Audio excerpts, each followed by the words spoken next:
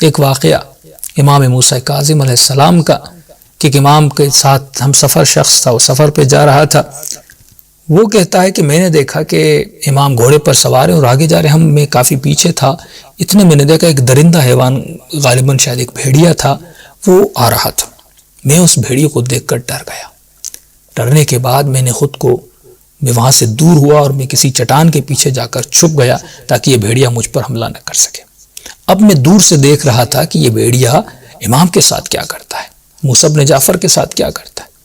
کہ اتنے میں نے دیکھا یہ بھیڑیا امام کی سواری کے قریب گیا اور اس نے اپنے دونوں ہاتھ امام کے گھوڑے کی زین کے قریب لائے اور اس نے سر کو جھکایا.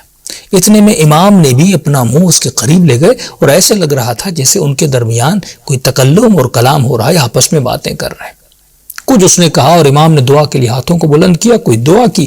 دعا کرنے کے بعد یہ آگے چلتا گیا اور جب چھوڑ کر امام کو جانے لگا اور دوڑتا ہوا جا رہا تھا اور بہت بلند آواز میں جو حیوان جیسے آواز نکالتے کچھ اپنی آوازیں کرتا ہوا جا رہا تھا.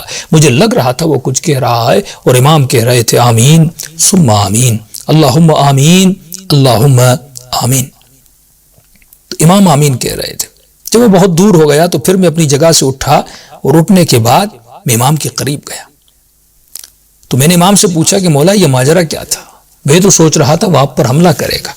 امام فرماتے ہیں کہ یہ حیوان میرے قریب آیا، اس کی جو مادہ ہے یا اس کی جو بیوی ہے اس کو مسئلہ تھا، وہ کہنے آیا تھا کہ میری بیوی کو بچہ پیدا ہو رہا ہے اور وہ قریب یہ غار میں ہے اور اس کو بچہ پیدا ہونے میں بہت تکلیف ہو رہی ہے. اس نے کہا کہ مولا آپ دعا کریں، اللہ آپ کی دعا کو قبول کرتا ہے. ایک حیوان کو کتنی معرفت ہے، اس حیوان کی نیت دیکھیں، معرفت ہے، اسے پتا ہے میں کس کے در پہ جا رہا ہوں.